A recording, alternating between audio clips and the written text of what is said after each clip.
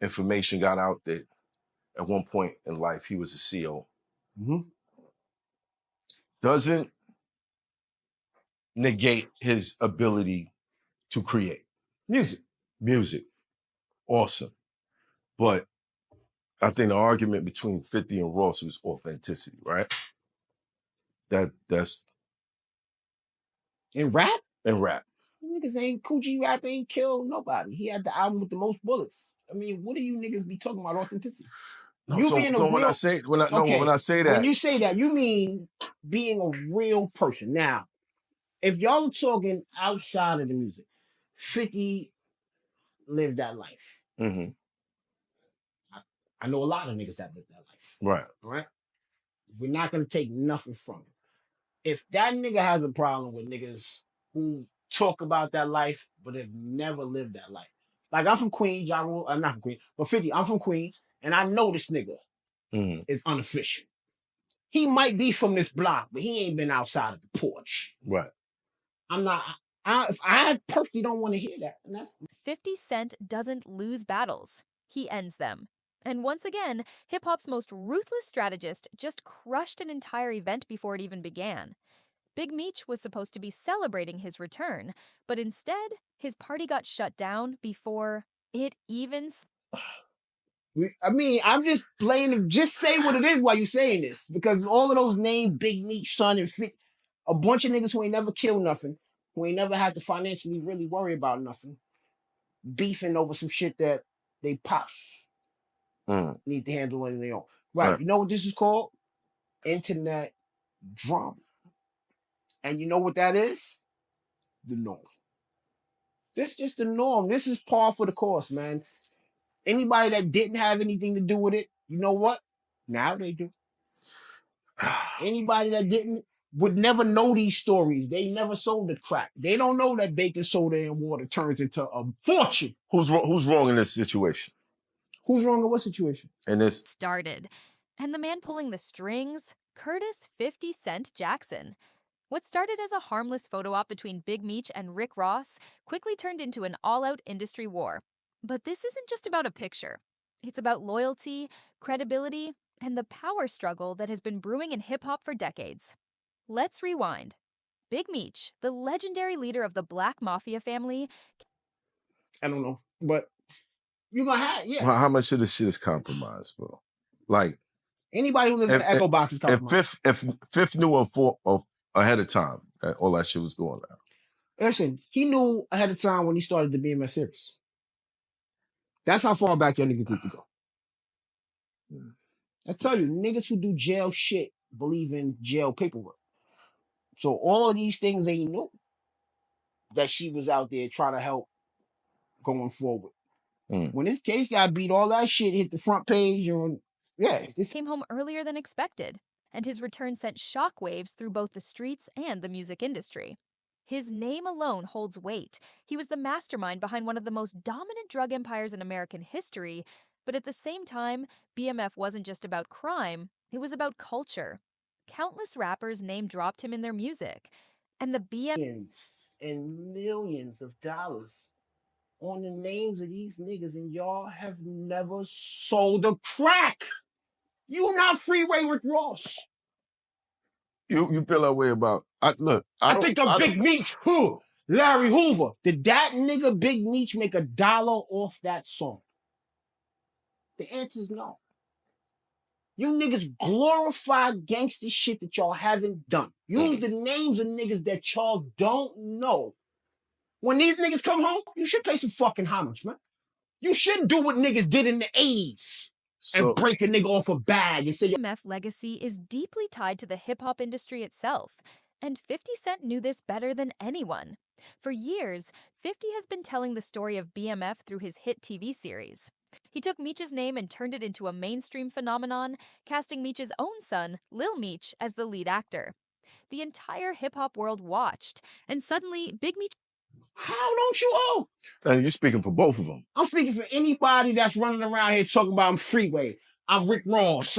50 name is 50 Cent. He built that shit up from Jamaica, Queens, Southside. Niggas knew 50 for 50. Stop. His mom was hustling cracks out there. Stop. The original 50 Cent is It's from Brooklyn. What do you mean? What are you talking about? I would have to check this one. Wait. What you doing? Wait. Maybe what generation we talking about? I might have missed this one. Wait a minute. Uncle Seth, stop. How do you not know this, bro? How do you not know this? The original 50 Cent was a stick-up kid. It's a stick-up kid? Yes. Right. From Queens. From Brooklyn. Ridgewood? I'm trying to figure out if it's the edge or something. I heard it's the Queens nigga. Yeah, pull this one up. Wait a minute. Wait a minute. How do you not know this, bro? I got to listen. This nigga reportedly robbed like all the rappers in like the... His influence wasn't just about the past. It was shaping the future. So, when Meech came home and posed for a photo with 50, it made sense. It was a power move, a moment of recognition between two men who built empires. But then, Meech took another photo with Rick Ross. And that's where everything changed. Now, let's talk about Rick Ross. He's one of the biggest names in hip-hop.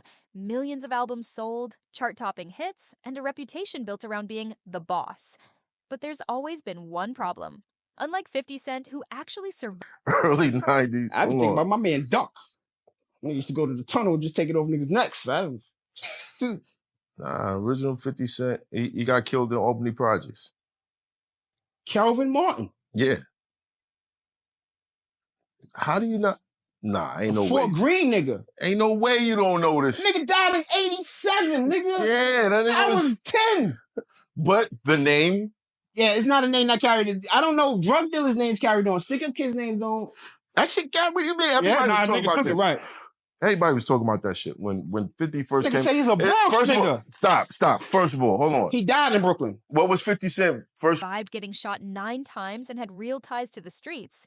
Rick Ross had a past he couldn't outrun. Before becoming a rap icon, Ross was a corrections officer. That's right, the same man who rapped about moving weight, ordering hits, and running a drug empire once wore a badge. And for years... Like I said, niggas might dislike Fifth.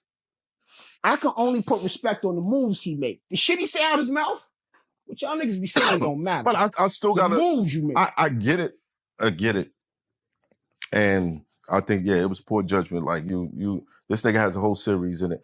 And I don't know the business side on that. I don't know if apparently motherfuckers must not be eating the way they was supposed to be eating. Because if you got to go to Rick Ross and get a bag, and I feel like Ross played a game. He was like, yeah, I know you got the BMF series with 50, but come over here and fuck with me. And then now look, shit is crazy. 50 has never let him forget it. In 50's world, authenticity matters. You can't claim to be a street boss if you once locked people up. And now, with Big Meech standing beside Ross, the optics were bad. Didn't waste a second. The moment that photo hit the internet, 50 flipped the switch and launched into one of his signature takedowns. Let's be clear, when 50 Cent attacks, careers take a hit. Remember... Like I said, niggas don't like to read the terms of service on all of these apps. I be asking y'all, like, what can't I say? Because I know that outside of these doors, underneath the God's sun, I'm going to say whatever the fuck I want. Mm-hmm. In this room, in front of these cameras and shit, I got to be like this. Huh? What? And you barely get that right. I know, listen, I've been a lot of places on earth, and you know what? I'm proud to say I made the editing room floor of a lot of them. No, you can't have selfishness. Take this nigga out. Yo, why would you even think about doing some shit like that? Money. Greed. Remember G Rule. His music dominated the early 2000s, but after one feud with 50, his career was practically erased from the rap game. Floyd Mayweather, a boxing legend, but after 50 publicly exposed his struggles with reading, the internet never let him live. Hit down. And now, Rick Ross is back in the crosshairs. Yeah. He's born in the Bronx, died in Brooklyn. Of course, the nigga in Brooklyn got him. He can't be coming out here with that shit. Yeah, he got set up. There's a whole thing about... Yeah, now I want to see the story. These are the stories niggas need to tell and put respect in these things. But at least I can say, as far as I know, with all of these gangster niggas, anytime I hear their name coming up now in these eras, it don't be these other niggas. It be this nigga putting niggas on the shows. It be this nigga Dana niggas records and bringing their shit back out from the 80s. I Get Money. Who was that? I Get Money. Audio 2. Mm-hmm. Oh, that was the biggest bag Audio 2 ever received. pulled out receipts, dug up old dirt, and reminded the world exactly who Rick Ross used to be. The picture wasn't just a photo, it was a betrayal in 50's eyes. If Big Meech was standing next to Ross, what did that mean for the BMF brand that 50 had built? Almost overnight, the pressure grew. And then it happened. The high-profile event celebrated